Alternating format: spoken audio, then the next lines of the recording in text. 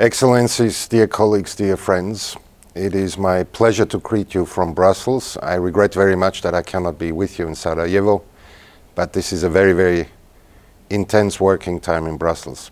I want to briefly address two issues today. One is the development of the European Union's civil protection mechanism, and the other one is our continuing work with Bosnia-Herzegovina.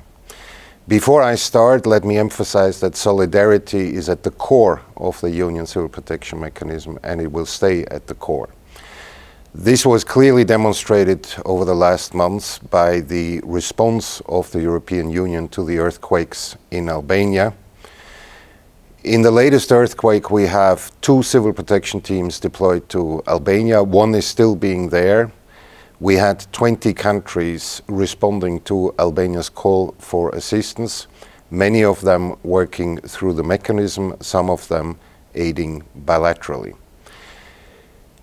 On the so-called Rescue program, the Commission has made a proposal about 1.5 years ago to strengthen the Union Civil Protection Mechanism, and the legislation that is the result of this proposal was adopted in March of this year. We have since been working very hard with our member states to implement this new system.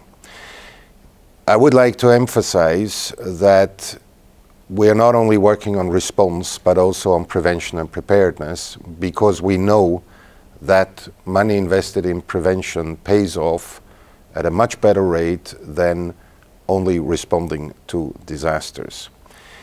Why do we need the new assets, rescue assets? The idea is not to substitute European assets for national assets. The idea is that every country has the primary responsibility to protect its citizens, and only when the country is overwhelmed should international assistance be offered. And that assistance should primarily come from member states with their own assets. It is only when these assets are insufficient that rescue should come in, and we have seen the need in recent years that there are extreme situations where additional assets are needed, and these assets we are constituting at EU level, but the assets will not be owned by the European Union or by the European Commission.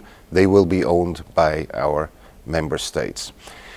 For the moment, we are focusing on 3 major risks. One is forest fires, and in particular the acquisition of additional aerial assets to combat forest fires. Another one is CBRN incidents, which fortunately are rare, but as you know, they do happen, and we want to make sure that we are as well prepared as possible at European level. The third one is emergency medical response, because we have collectively noted that there too there are certain capacity gaps that should be filled at EU level, among other reasons for a reason of economy of scale. It makes more sense to establish a few assets for the entire European Union than individual member states doing so at very, very high cost.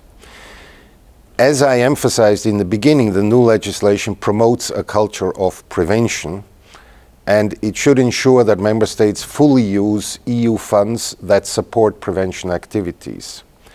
We need to take action to mitigate the risk of disasters, and that action goes hand in hand with our efforts to address climate change at home and in the neighborhood and globally through a European Green Deal, which is a top priority of the new Commission under the leadership of President von der Leyen. The revised legal framework also foresees the creation of a Union civil protection knowledge network. This is a very abstract term, but basically what it means that we should join forces and cooperate in training, in research, in innovation, and we would like to extend this knowledge network where it is possible to our neighborhood partners. As you know, a stronger civil protection mechanism for the European Union also benefits the neighbors of the European Union.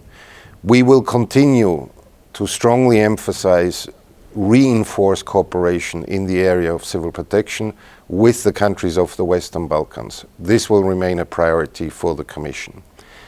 Our new Commissioner for Crisis Management, Commissioner Lenarčić, as you know, comes from Slovenia and therefore very well understands the region.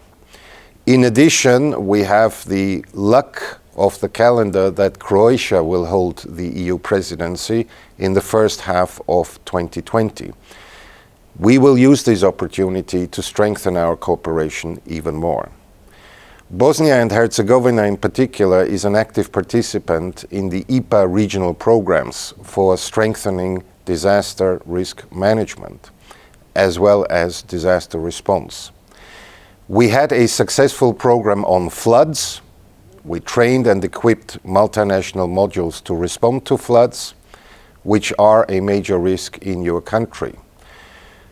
The recently finished IPA regional program on disaster risk assessment and mapping also helped Bosnia and Herzegovina to develop a methodology for the collection of disaster loss data and risk assessments. Furthermore, we now have a new IPA regional program that also deals with flood prevention, but also preparedness response to forest fires, which unfortunately, due to climate change, will become an ever more important subject. The program will develop, it will train, it will equip firefighting response units to be ready for national emergencies, but also for international deployment through the mechanism. Each of these programs will bring Bosnia and Herzegovina closer to the Union Civil Protection Mechanism, which is what we all strive for.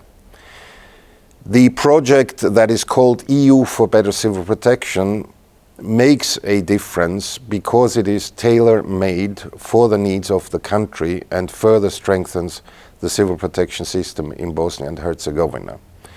Our final aim is to make sure that the country comes closer and closer to the European Civil Protection Mechanism, and it becomes easier and easier to work operationally together.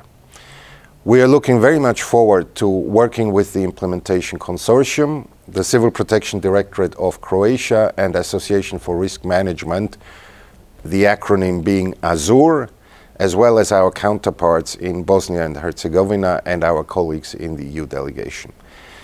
With this, I conclude. Again, my apologies that I cannot be with you today, but I wish you a very successful conference and a very good day. Thank you very much.